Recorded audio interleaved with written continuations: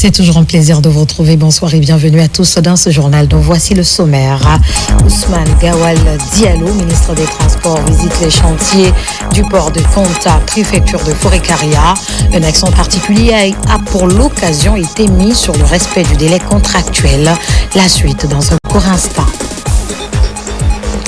Et puis il existe désormais le Conseil national des femmes en Guinée. Le bureau est composé de 17 membres et sera l'interface dorénavant entre la guinéenne et les autorités.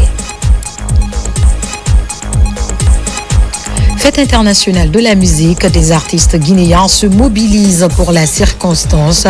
Une occasion pour le ministre de la Culture de sillonner certains lieux de rassemblement. Pour la célébration, c'est tout pour le sommaire. Encore une fois, bonsoir et bienvenue à tous. Le Premier ministre reçoit une délégation du conseil d'administration de Nimba Development Company. Le projet d'exploitation du minerai de fer en région forestière était à l'ordre du jour. Cette rencontre a permis aux parties de réaffirmer leur engagement à collaborer dans un esprit de gagnant-gagnant. La mission a été conduite au Palais de la Colombe par M. Sir Sam Jonah et le fondateur de Anglo Gold Ashanti. Compte rendu d'audience avec Falilou Diallo et Cheikh Sanoussi 5 ans. Une délégation composée du conseil d'administration de la société NDC et de ses partenaires investisseurs s'est entretenue avec les autorités guinéennes afin d'échanger sur le développement du secteur minier. À l'occasion d'une audience accordée par le Premier ministre Amadou Riba, les discussions ont essentiellement porté sur le projet d'exploitation du minerai de fer en région forestière. We came here to give assurance to. On est venu pour exprimer notre engagement envers le gouvernement guinéen et envers le projet Nimba. Aujourd'hui, toutes nos machines sont sur place et on est en plein développement et on doit rentrer ici quelques semaines, quelques mois en production avant le mois de septembre pour exprimer leur volonté, leur engagement envers le projet Nimba, envers le développement du secteur minier en Guinée. The fact that all the board directors of the board company are here. Sur le terrain, les équipes du NDC sont à pied d'œuvre pour accélérer la mise en œuvre de ce projet stratégique. Il n'est pas fréquent qu'avec les gouvernements de transition, que les investisseurs s'intéressent à des pays en transition. Nous faisons exception grâce au bon Dieu et à la bonne volonté de notre gouvernement de transition. C'est très rare de recevoir ces investisseurs de haut niveau qui s'intéressent à un pays. Satisfaits de cette visite de travail, les dirigeants du NDC ont fixé la date de septembre prochain pour le démarrage effectif des activités sur le site. Je vous le disais au sommaire, le ministre des Transports prend connaissance de l'évolution des travaux au port de Konta dans Forêt-Caria, un projet qui entre dans le programme Simandou 2040. Lors de cette visite, un accent particulier a été mis sur le respect du délai contractuel. Mohamed Aïcha Silla, Abraham Christophe Conté. Après l'étape de Bokeh, la délégation ministérielle conduite par le chef du département des transports est à Forêt-Caria. À l'image des précédentes visites dans les sociétés minières, Ousmane Gawal Diallo, en compagnie de ses cadres, visite le port de Konta, une installation portuaire exploitée par deux sociétés, Achapura et Elite Mining. Nous sommes tout à fait satisfaits de cette visite et aussi de l'accompagnement des autorités ici, militaires, les autorités de la préfecture, de la mairie. Tout le monde s'est mobilisé autour des cadres du ministère des Transports qui sont regroupés ici et chacun d'entre nous apprend un peu sur cette harmonie, cette intégration du chemin de fer, de la route et du maritime. Du port de Konta cap sur le port de Mouribaya, dans la sous-préfecture de Mafereya. Là également, la société Winning Consortium évolue dans la construction du port et le chemin de fer au compte du programme Simandou 2040. Le ministre lui-même, il visite le port. Pour moi, personnellement, c'est un vrai honneur pour moi. C'est aussi, ça contribue beaucoup. Ça nous donne la confiance pour le succès du projet de port. Et quand on arrive ici, la première impression que nous avons, c'est le caractère immense des infrastructures de ce port de Mouribaya. Et il faut que les Guinéens soient fiers de ça. Il faut le voir, le vivre pour ressentir ce sentiment de satisfaction et encore une fois, se sentir concerné par cette volonté qui a animé le chef de l'État de poursuivre cette infrastructure, ce rêve et de le matérialiser ici. Ce gigantesque projet de construction d'infrastructures intègre à la fois des modes de transport différents comme le chemin de fer, les routes ainsi que le port commercial. Et disons que la législation relative à l'assainissement et l'eau en République de Guinée sera bientôt adoptée en atelier de validation du texte de loi portant sur le code de l'assainissement et sur le code de l'eau vient d'être organisé par le ministère de l'Environnement et du Développement durable à Kindia. 2 jours de travaux ont permis aux parties prenantes d'examiner les documents pour adoption. Yaya Silla. Le secteur de l'assainissement et de l'eau en Guinée est au centre de débat des cadres du ministère de l'Environnement, de l'Hydraulique et des membres de la société civile guinéenne ici à Kindia. Il s'agit de la validation du projet de loi portant sur le code de l'environnement et celui portant sur le code de l'eau en République de Guinée. Dans le secteur de l'environnement, la refondation commence par revoir justement le cadre législatif, réglementaire et le cadre institutionnel. Grâce à l'appui de la Banque mondiale, les projets de loi ont été élaborés afin de doter la Guinée d'une législation concernant ces 2 secteurs. Nous n'êtes pas sans savoir aujourd'hui que ces instruments vont permettre de réguler, n'est-ce pas, le secteur de l'eau, mais également le secteur de l'assainissement.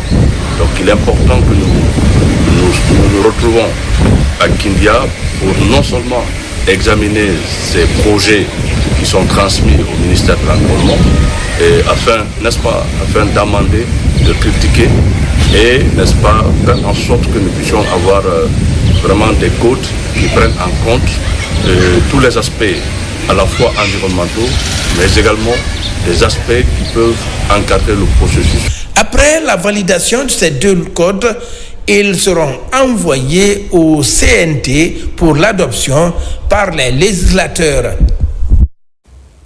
La Nana Baronne de Friguiagbé dans Kindia va bientôt bénéficier du certificat d'enregistrement en indication géographique de la part de l'Organisation africaine de la propriété intellectuelle. D'ailleurs, une mission du ministère du Commerce vient de séjourner dans la localité pour un renforcement de capacité des acteurs de la filière afin de leur expliquer les avantages et enjeux liés à cette indication géographique tout en insistant sur le respect du cahier des charges. Abdul Karim Camara, compte rendu. À ce jour, l'un des aspects de valorisation de l'ananas baronne de Guinée vers lequel tous les regards sont tournés est l'indication géographique. Dans la préfecture de Kindia, les acteurs de la filière sont de plus en plus imprégnés par ce processus d'identification et de protection lié à l'origine géographique du produit. À travers l'IG, on a reçu des invitations pour aller représenter un peu la baronne. Nous savons ce que les autres disent vis-à-vis de notre produit du terroir. Bientôt, la baronne de Friguiagbé va bénéficier du certificat d'enregistrement du côté de l'Organisation africaine de la propriété intellectuelle. Au ministère du Commerce, le service de la propriété industrielle et de l'innovation technologique multiplie les consolidations d'aptitudes. Ici, les acteurs de la production, de la transformation et de la commercialisation sont édifiés sur les mécanismes qui gouvernent le fonctionnement des indications géographiques sur le marché. Aujourd'hui, on est en train de finaliser.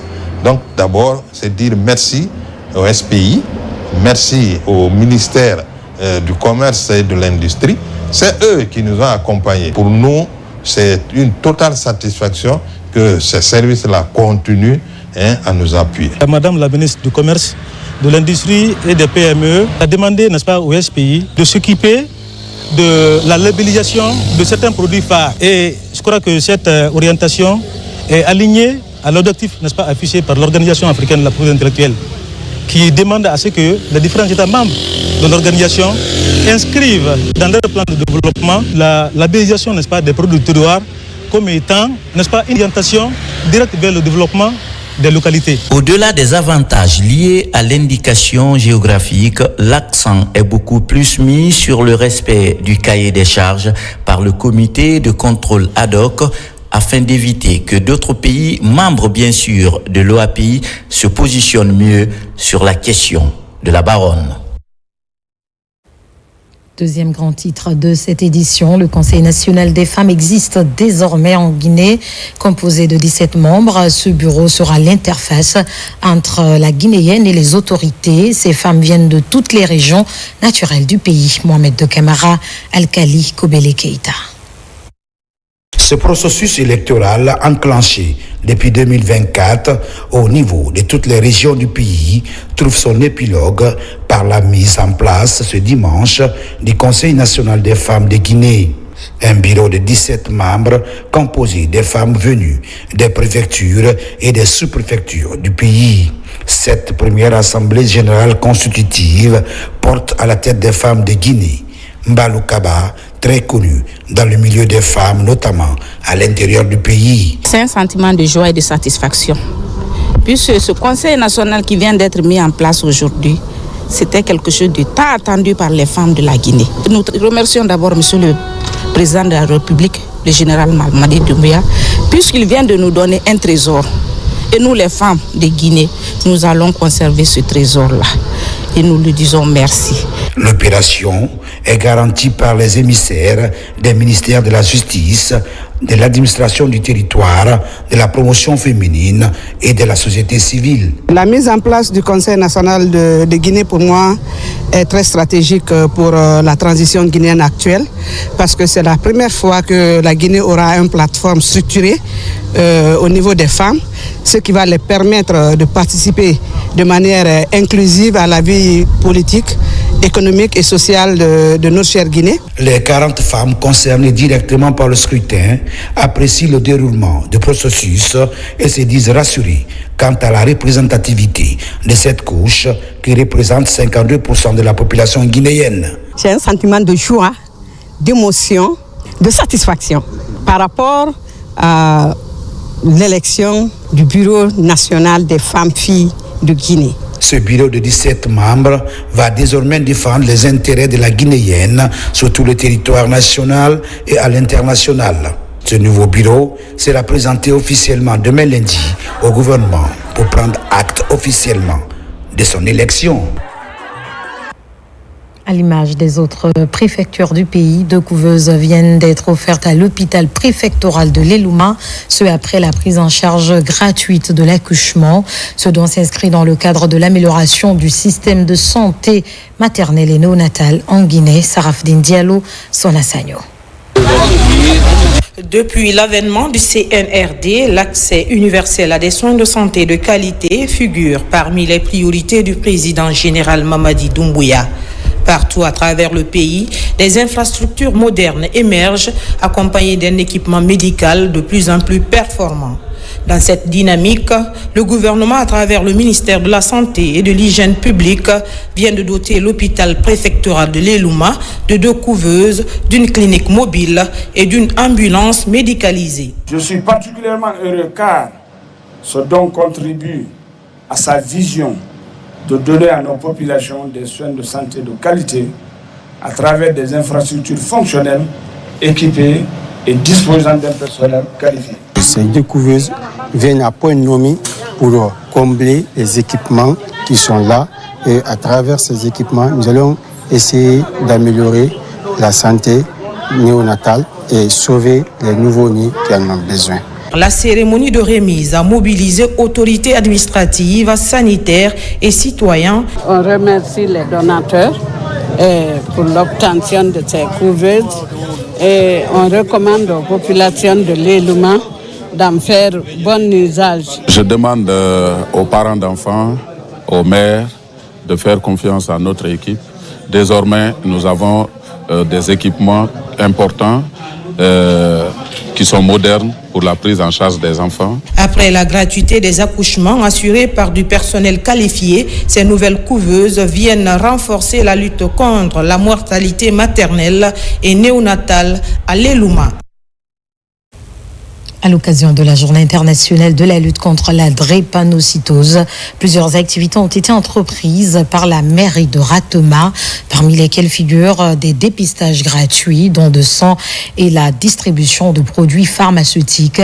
En seul objectif, lutter efficacement contre cette maladie héréditaire qui provoque des douleurs physiques et psychologiques. Moussa Bangoura, reportage. La mairie de Ratoma s'implique dans la lutte contre la drépanocytose. Ici, au siège de la commune, une panoplie d'activités est organisée pour mieux informer et sensibiliser la population. Ceux qui sont patients donc, vont profiter de ce don de sang. Ceux qui ne sont pas encore atteints sont sensibilisés et même ceux qui sont atteints sont aussi sensibilisés. Donc c'est une action qui nous permet d'aller profondément dans notre communauté et essayer de garder contact avec nos citoyens. C'est une activité citoyenne. Je pense qu'il faut qu'on pérennise ça, qu'on le fasse souvent, qu'on n'attende pas qu'il y ait des journées internationales pour s'activer. Il faut qu'on soit là pour nos frères et sœurs malades, il faut qu'on soit là pour les personnes qui ont besoin de nous. En plus de la sensibilisation, des consultations gratuites et distribution de médicaments, une séance de don de sang a marqué cette journée de lutte contre la drépanocytose dans la municipalité. Vous savez tous que c'est une maladie qui est méconnue au sein de la population. C'est que les gens confondent la drépanocytose au rhumatisme articulaire. Raison pour laquelle nous venons vers cette communauté, les expliquer c'est quoi la drépanocytose, comment la maladie se transmet et qu'est-ce qu'il faut pour prévenir la maladie. Nous naissons avec ces douleurs, nous grandissons avec ces douleurs. Nous lançons un appel au CNT d'élaborer des statuts, d'élaborer aussi une loi sur cette maladie. L'ONG Action pour la santé, la Croix-Rouge communale, les jeunes leaders du CMC de Ratoma et la mairie unissent les efforts pour la réussite des actions sur le terrain. La santé mentale nous intéresse dans cette édition. Jeudi dernier, un panel avec pour thème dans nos têtes, briser les tabous, soigner les esprits et parler vrai a réuni des experts en la matière. Ils ont chacun donné leur point de vue sur la problématique avant de prodiguer d'utiles conseils aux participants. C'est une initiative de NC Assurance et SACOM. Kerno Maroufba, reportage. C'est une journée d'échange sur la santé mentale. Ces femmes de l'administration publique et du privé parlent un même langage pour briser les tabous et soigner les esprits aux prises avec la souffrance psychique. Un espace où la parole se libère autour de plusieurs points comme le bien-être, c'est aussi mental. Ce que nous voulons faire aujourd'hui, c'est créer un espace utile pour poser des questions concrètes comme comment mieux repérer les signaux faibles ? Comment former celles et ceux qui sont en première ligne? Comment inscrire la santé mentale dans les politiques publiques, dans les entreprises, dans nos familles, y compris les nôtres, si fièrement africaines? On ne parle pas assez de dépression, on ne parle pas assez de stress. Or, on vit tous les jours dans ça. Nous sommes beaucoup plus exposés, beaucoup plus vulnérables que d'autres sociétés organisées. Alors donc ça devrait être un sujet principal pour nos autorités, pour nous, pour tout le monde, même dans l'éducation, à l'école, de parler de cela, c'est super important. Ce cadre d'échange est suivi d'un panel qui porte essentiellement sur l'aspect psychologique des femmes dans leur vie. Aux côtés du ministère de la Promotion féminine, de l'enfance et des personnes vulnérables, NCA et SACOM apportent leur soutien dans ce combat. Que cette journée n'est pas un événement comme les autres. Elle est née d'une volonté simple mais puissante. Oser parler de ce que l'on cache trop souvent. Le stress, l'anxiété, le burn-out et surtout les douleurs invisibles. Selon l'OMS, la santé mentale est un état de bien-être qui permet à chacun de réaliser son potentiel, de faire face aux difficultés morales de la vie. La ministre de la Promotion féminine de l'enfance et des personnes vulnérables était récemment au Centre Lab Guinée, une école de diagnostic et de prise en charge des enfants autistes. Il était question pour Charlotte Daffé de comprendre le fonctionnement de cette structure, aussi toucher du doigt les réalités qui y sont afin de créer une éventuelle collaboration entre son département et le Centre. Amadou Touré, reportage. C'est une visite de la ministre de la Promotion féminine de l'enfance et des personnes vulnérables ici à Lab Academy, un centre de prise en charge d'enfants autistes. Cette école, ouverte depuis novembre 2024, accueille à ce jour 27 enfants autistes conformément aux standards internationaux en vigueur. Une opportunité que la direction de Lab Academy veut saisir pour attirer l'attention des populations sur l'existence d'une école de prise en charge d'enfants autistes. Beaucoup de parents ne savent pas et ne sont pas encore au courant de l'existence de l'école. Et voir la ministre s'intéresser à l'école, venir nous rendre visite, c'est une fierté. Nous la remercions d'ailleurs pour cela.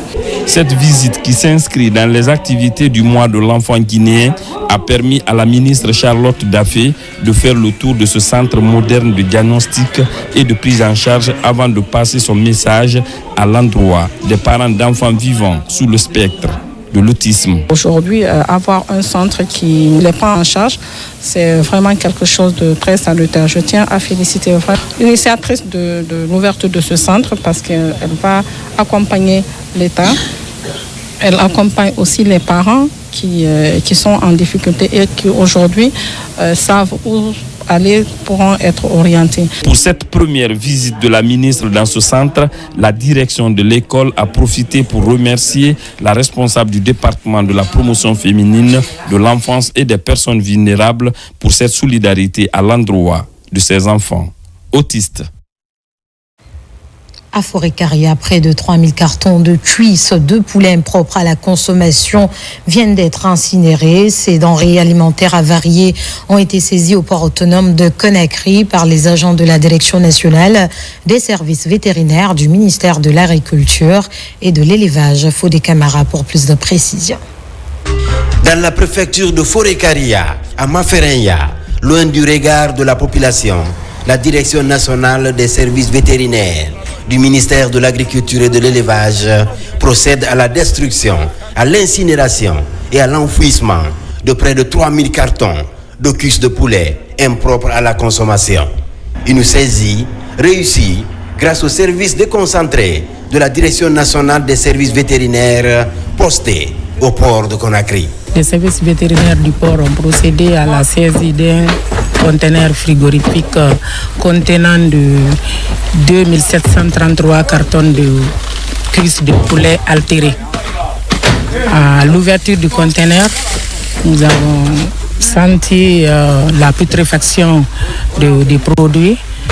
Et immédiatement, on a informé les services de la douane et à notre hiérarchie. Nous étions sur les procédures pour pouvoir procéder à la destruction de cette quantité qui était impropre à la consommation, conformément aux dispositions du Code de l'élevage et des produits animaux qui accorde cette autorisation aux services vétérinaires de procéder à ces inspections et à des saisies.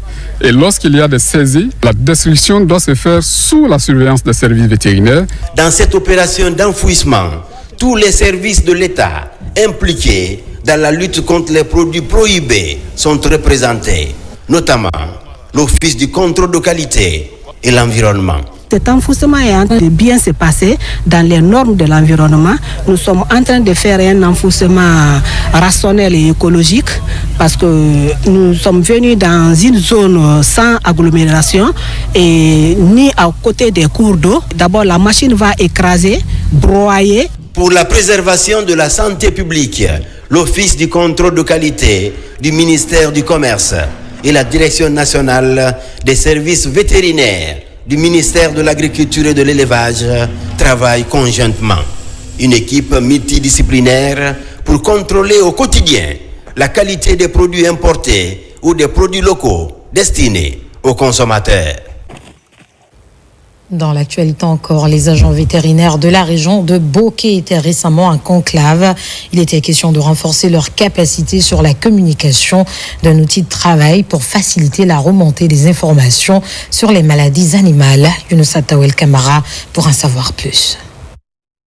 Les agents vétérinaires de la région de Bokeh renforcent leur capacité sur l'utilisation de la nouvelle version de l'application EMA-I+ en presse. Un outil de travail qui pourrait faciliter la remontée de données fiables et en temps réel sur la santé animale. C'est une initiative du ministère de l'Agriculture et de l'Élevage à travers la direction des services vétérinaires en vue de fortifier davantage la surveillance des maladies animales dans la région. Nous demandons à tous les participants de prêter une attention particulière au module de ce présent atelier dans un but d'améliorer de façon significative la surveillance épidémiologique pour l'amélioration de la santé animale et humaine dans notre pays. L'objectif de l'atelier, ce n'est pas d'autre chose, c'est pour que vraiment les agents soient outillés sur l'application EMAE+, et Impresa Plus dans la remontée des informations. Et quand l'information retarde, donc aussi la réaction va retarder. Durant 3 jours d'intenses travaux, les agents vétérinaires de Boké ont cerné la technique de la bonne utilisation de cet appareil. Et pour joindre l'acte à la parole, ils se sont rendus sur le terrain pour un exercice de simulation. Au nom de tous les participants, nous serons actifs sur le terrain pour les remonter des informations. Et nous qui sommes à l'acceptance, nous prions tous les chefs de poste de faire le rapportage, quels qu'en soient les cas rencontrés sur le terrain. Ce projet du gouvernement guinéen, à travers le ministère de l'Agriculture et de l'Élevage, qui vise à prévenir d'éventuels cas de maladies animales, est financé par la Banque mondiale. À moins de 48 heures du lancement officiel du baccalauréat unique 2025, l'ONG Entreprendre Ensemble boucle son programme baptisé Tutorat Bac. Ce programme d'encadrement a permis à 120 élèves de suivre gratuitement des cours de révision pendant 3 mois. Saint-Martin, Francina Douno et Candesila pour plus de détails. Pendant 3 mois, 120 élèves candidats au baccalauréat unique issus des lycées Djibril Tamsi Niane de Kipé, Kobaya et Foulamadina ont bénéficié gratuitement des cours de révision. C'est un accompagnement de l'ONG Entreprendre Ensemble au compte de son projet Tutorat Bac, dont sa fondatrice, Maïmouna Diagabi, entend réduire les inégalités d'accès à une préparation de qualité pour le bac, tout en apportant une réponse concrète aux difficultés rencontrées par les élèves issus de milieux défavorisés. Pour nous, le programme Tutorat Bac, ce n'est pas seulement de la révision, c'est un acte citoyen, un geste de solidarité envers la jeunesse guinéenne. C'est notre part de contribution. Ces apprenants ont pu renforcer leurs connaissances dans les disciplines clés telles que les mathématiques, la physique, la chimie, la biologie, l'anglais, le français et la philosophie. Le début à l'école, j'avais des difficultés avec la compréhension avec le professeur.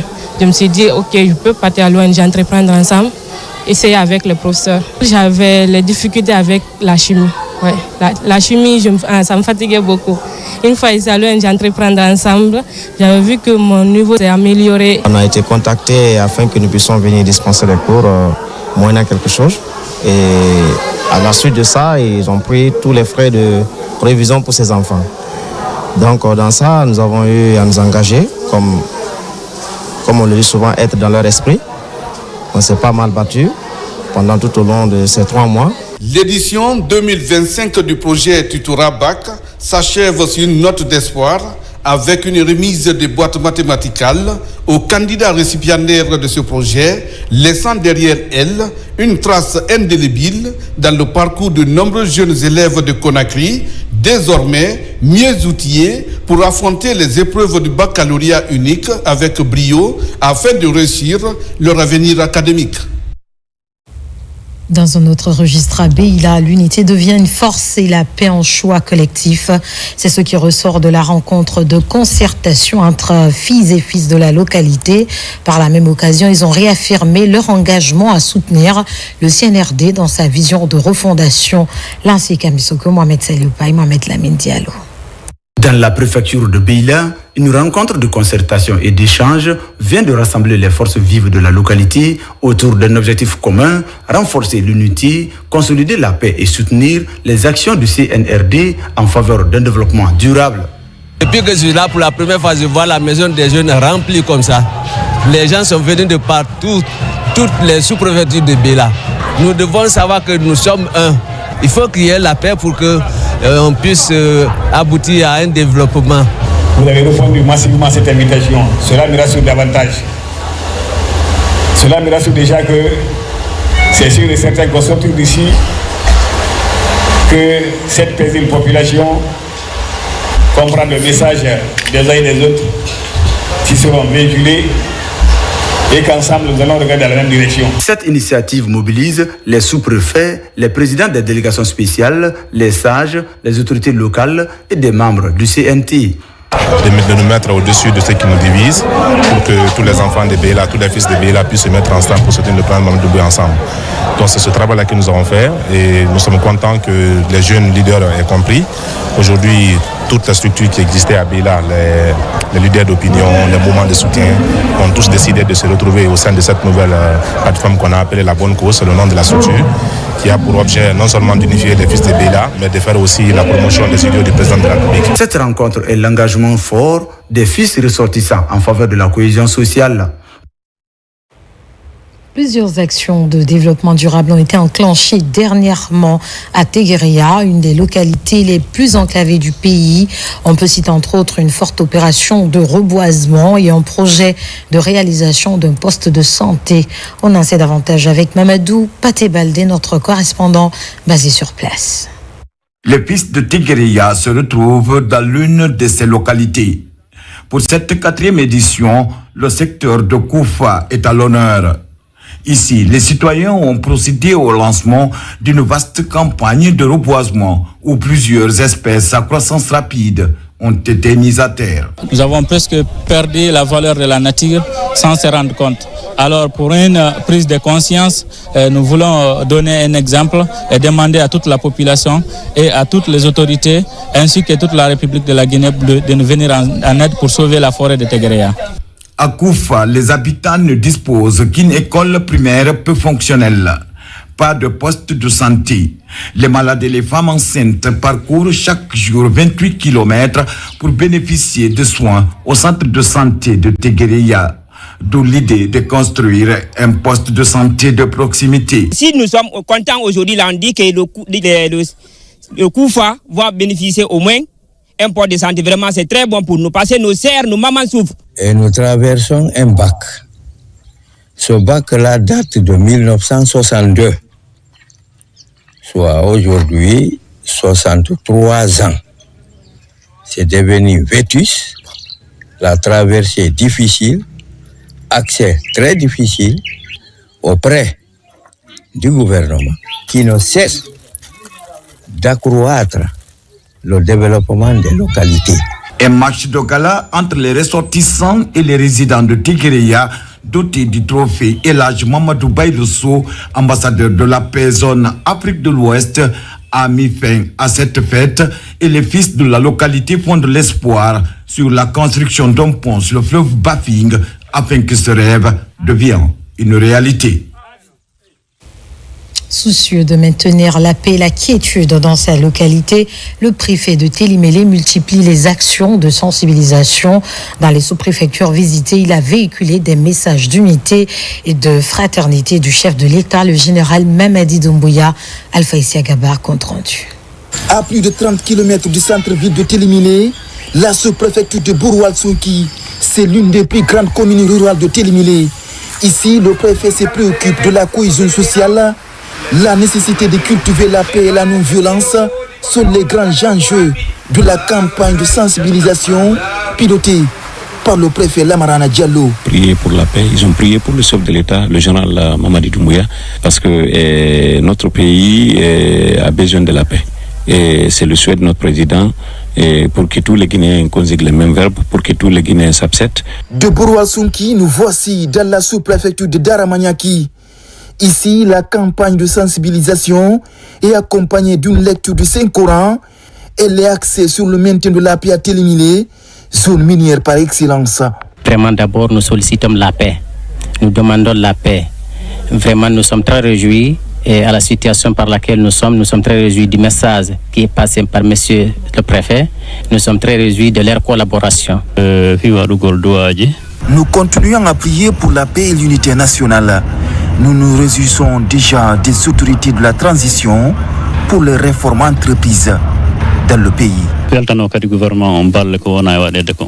Le préfet colonel Mamadou Lamarana Diallo va poursuivre la campagne de sensibilisation sur la paix dans les autres communes rurales relevant de sa juridiction.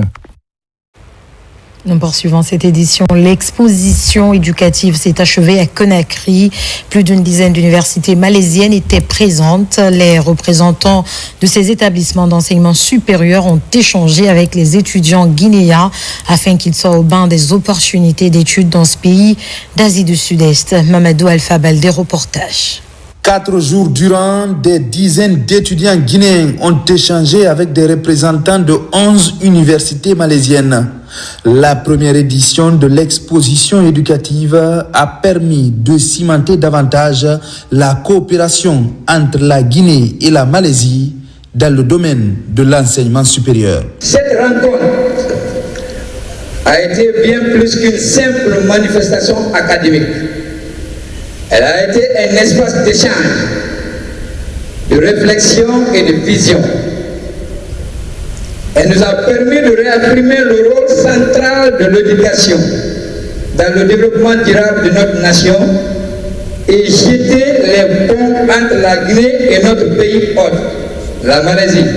Sila Global Aid Services. Et que l'ambassade de la Malaisie installée en Guinée aura toujours l'honneur et soutiendra toujours ce genre de projet. Quand on parle de l'éducation, surtout de la collaboration entre les deux pays. Et aussi, aujourd'hui, il dit que dans nos ministères, nous avons des alumni qui viennent de la Malaisie. Alumni of Malaysia Education System.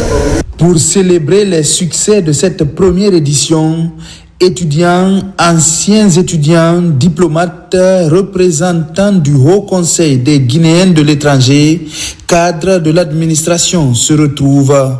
Des panels sur l'intelligence artificielle et autres sont animés. À l'information que nous avons pu faire et nous avons pu envoyer les universités ici, c'est juste un témoignage que si on veut plus, c'est possible.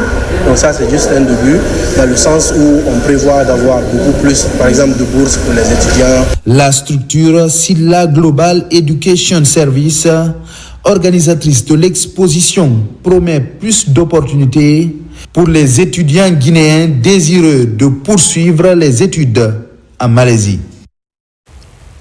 À présent, ce communiqué relatif au lancement des opérations de recensement de la contribution foncière unique CFU et à la prorogation du délai de déclaration et de paiement.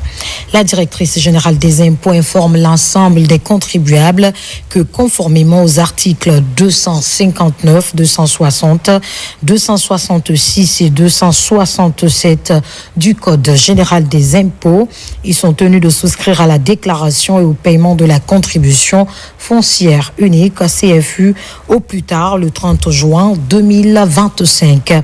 Toutefois, en raison de la digitalisation progressive du processus, ce délai est exceptionnellement prorogé jusqu'au jeudi 31 juillet 2025. Par ailleurs, il est porté à la connaissance de tous les contribuables assujettis à la CFU que le lancement officiel des opérations de recensement pour l'exercice 2025 est prévu pour le jeudi 26 juin 2025 sur l'ensemble du territoire national. Ces opérations menées par les agents de la Direction générale des impôts consistent à recenser les propriétés bâties et non bâties à travers l'identification, la géolocalisation et l'évaluation des bases d'imposition.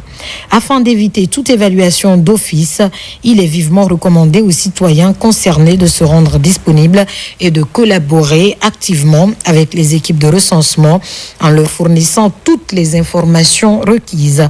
Dans le cadre de cette opération et conformément à l'article 1240 du Code général des impôts, les autorités civiles et militaires sont invitées à apporter leur soutien pour garantir la réussite et la sécurité des opérations de terrain. La direction générale des impôts sait pouvoir compter sur l'esprit de civisme et de responsabilité de toutes et de tous pour la bonne conduite de cette campagne. Conakry le 20 juin 2025, la directrice générale Fatoumata Foula Diallo. À Kouroukoro, préfecture de Kouroussa, une cérémonie de lecture de Saint-Coran vient d'être organisée en faveur de la paix et de l'unité nationale. C'était aussi l'occasion de prier pour la réussite de la transition. Encore Nabi Kamara. Les fils résidents et ressortissants de Kouroukoro, Oulada ont organisé la lecture du Saint-Coran et fait des prières pour notre chère Guinée et la réussite de la transition en cours. Plusieurs imams du pays étaient venus pour la circonstance se joindre à ceux de cette sous-préfecture de Koursa pour implorer la grâce divine afin que les fils résidents et ressortissants de Kouroukoro Oulada soient toujours unis et solidaires aux côtés de leurs frères et sœurs de Guinée en vue de participer pleinement à la refondation de cette nation dans la paix et la quiétude. La lecture du Saint-Coran est faite pour l'ensemble des populations guinéennes, particulièrement les autorités de la République. Grâce à elle, le développement commence à se faire sentir dans toutes les 4 régions naturelles du pays. Donnons-nous la main pour faire avancer notre Guinée. Les invités étaient nombreux, venus soutenir les fils de Kouroukoro dans leur mobilisation autour des idéaux de paix, d'unité et de solidarité entre les Guinéens. Je dirais que c'est une journée bénie. Donc je ne peux que rendre grâce à Dieu et remercier tous ceux qui sont à l'origine de cette cérémonie, les encourager à continuer cela. Parce que l'unité nationale dans un pays, ça commence d'abord par l'unité dans les familles. Donc si nous réussissons dans notre pays à accumuler ces différentes unités nationales, eh ben, nous pourrons être fiers d'avoir l'unité de la nation guinéenne. La 5e édition sera plus grandiose que cette fois-ci. Dans le volet sport, la Fédération guinéenne de basketball a lancé son championnat national de première division ce week-end. 14 clubs masculins et 12 clubs féminins sont engagés dans la compétition. Un match d'ouverture, le centre fédéral a dominé le COK de Bokeh. Chez les dames, Black Mamba a pris le dessus sur Magic Basket. Voyons tout cela avec Abdoulaye Diallo et Sadouba. Après tant d'années de léthargie, l'élite du basketball guinéen reprend ses droits. Les 14 meilleurs clubs masculins et les 12 clubs en série dames issus des ligues régionales retrouvent le parquet du Palais des Sports de Conakry. Un moment de communion autour de la balle orange. Notre objectif est clair, offrir un spectacle sportif de qualité, occuper sainement la jeunesse à travers la pratique sportive, détecter et promouvoir de nouveaux talents et surtout renforcer la cohésion nationale par le sport. La nouvelle fédération nous prouve effectivement que le basketball guinéen s'est réveillé. Tous mes encouragements à la fédération, en tout cas nous en ce qui nous concerne, l'accompagnement des entraîneurs, l'accompagnement en bourse des athlètes, ça ne fera pas défaut.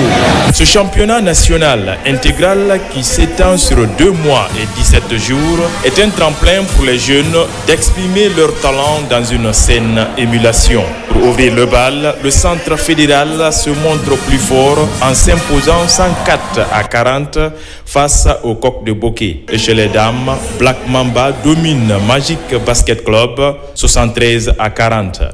Les équipes qui sont retenues au compte de la Ligue 1 de l'intérieur, dans leur localité, nous avons constaté que les infrastructures sportives existantes répondent à nos critères. Cette fête nous a manqué il y a plus de 15 ans.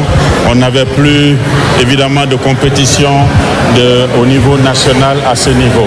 Nous voulons vous remercier toutes les 14 équipes masculines, les 12 équipes féminines, les équipes de l'intérieur qui participent évidemment à cette grande compétition. En Guinée, le retour du championnat national de basketball sonne comme un symbole de résilience de ses dirigeants et une joie de ses adeptes. Le 21 juin de chaque année est célébrée la fête internationale de la musique. En Guinée, les artistes et mélomanes étaient au cœur des festivités. Une occasion pour le ministre de la Culture de sillonner certains lieux de rassemblement. Le point avec Ousmane Ba. Cette guitare comme cadeau au ministre Moussa Moïse Silla en guise de symbole pour bien démarrer la célébration de la fête internationale de la musique. Un geste du directeur général du Centre international de percussion. Puis, c'est au Centre culturel français que le bal est ouvert. Avec chants et gestes bien rythmés, la cantatrice Manamba Kanté tient le public en haleine. Ici, c'est Matam qui enchaîne.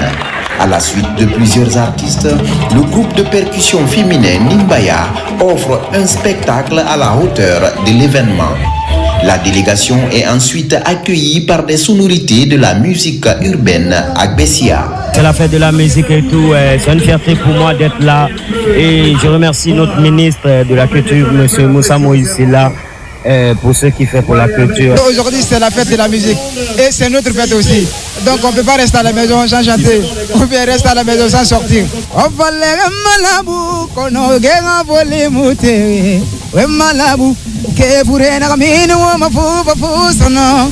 Plaza Diamond, c'est l'apothéose. Sur le podium, des artistes de renom se succèdent et enflamment le public. Nous pensons à tous nos devanciers et nous mettons à profit ce 21 juin pour leur rendre hommage et rendre hommage aussi au président de la République, le général Mamadi Doumbouya, qui nous a permis, grâce à sa vision et grâce à son leadership, de mettre la culture au rang de ses priorités. Ce qui nous permet de relancer pas mal de grandes réformes, et notamment en ce qui concerne nos formations orchestrales. Pendant ce temps, la fête est célébrée dans plusieurs autres endroits de Conakry, à l'image de l'espace Belle Résidence situé à la Minière, où l'orchestre La Nouvelle Génération de Yaroumba Sekou livre un concert teinté de toutes les couleurs. Quand on dit fête de la musique, c'est la fête de tous les artistes, tous les musiciens du monde, et une fête sans défaite. Vous savez, les artistes sont partout. Quand c'est des vins d'honneur, quand c'est des grandes cérémonies, nous sommes là toujours pour les événements des gens. Et pourquoi pas nous-mêmes. Partout sur scène, c'est l'effervescence, avec des chansons à la gloire du CNRD, avec à sa tête le général Mamadi Doumbouya. L'ambiance a régné toute la nuit pour donner une couleur particulière à la fête de la musique 2025.